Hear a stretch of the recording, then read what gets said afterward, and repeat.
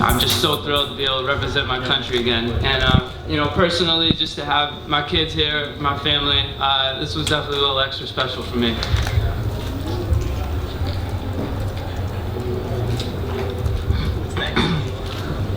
Galen, what's going through your head, or what's it feel like to come into the final 200 and know you have that kick in the system and you're going to unleash it?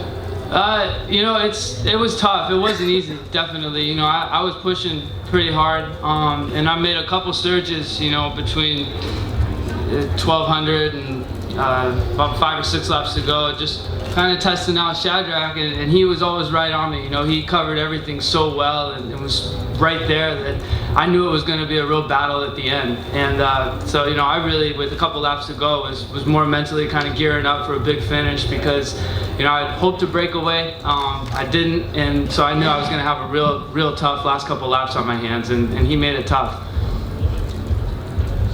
Chris. Galen, can you talk about the race plan? It looks like a fartlek out there. Yeah, you know, I mean, I definitely came in, you know, planning to surge. I didn't want to make it easy out there.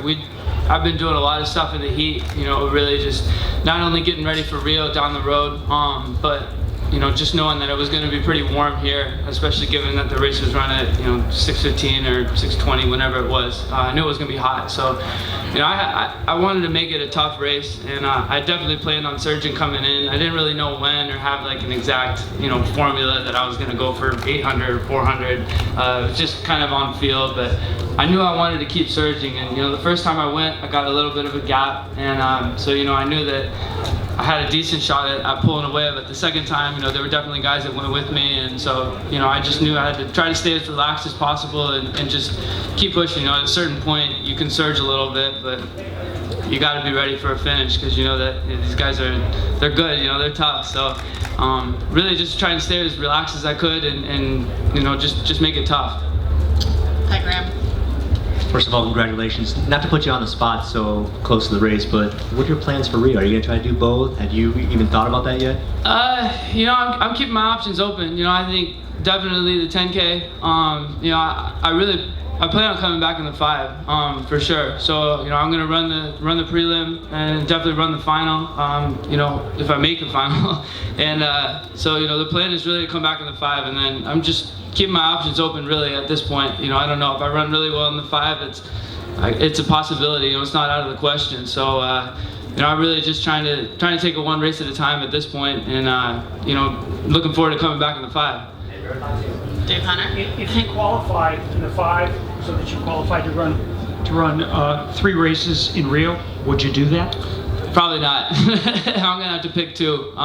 You know, I think that it definitely, you know, doubling, whether it's a 10K in the marathon, 10K in the 5K, I mean, that's a huge ask in and of itself. And then I think to try to do 3 would just be way too much. So, you know, right now it's just I want to see how my speed's coming along, and so, you know, that's coming back in the 5K. If I run really well, I'm not ruling it out for sure. So, you know, I'll definitely have a decision on my hands after that. You know, and that's a big if, assuming the 5 goes really well. So, you know, right now, just it's all about rest and recovery and getting ready to come back in a couple days.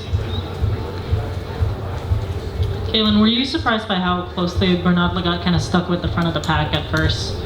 No, not at all. I mean, Bernard you know, this isn't his first rodeo.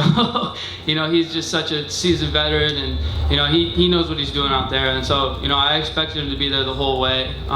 He always runs really, really well. He's been so consistent over the years, and so, you know, I knew he was going to be up there, and, you know, he going to give it all he had to make this Olympic team, and I think he's still, you know, I assume he's coming back in the 5K too, and you know, he'll be ready to go there. You know, he's not going out without a fight. Hang on 1 second. Hi, Galen, 2 questions. You said after you made that first surge, you felt like good enough where you felt like you could pull away and you dropped everybody. So why'd you slow down and let everyone else back in it rather than just kind of keep going? And then the other thing is, can you talk about the athletic tape you have on your arms and legs? I've seen it on sprinters, but I think it's the first time I've seen it on the distance runners. Yeah, so You know, I think that I didn't want to go too soon. You know, anytime you surge, and if you just keep pushing, you run the risk of doing a little too much, and sometimes you can tire yourself out more. You know, especially those guys looked like they were trying to cover it evenly. It wasn't like they went right with me, you know, right away, and it was so early that, you know, I just felt that I didn't want to keep pushing. I wanted to make them work, you know, to catch up, but I didn't want to just go. I mean, that was really early in the race when I did the first one. So, you know, I tried to just slow down gradually, run some more moderate laps, just make them work to catch up, basically. But I didn't want to try to go, you know, run the risk of doing too much too soon that I ended up dying at the end. And sorry, could you say your second question one more time? With the athletic tape, they have your arms and legs out. Yeah.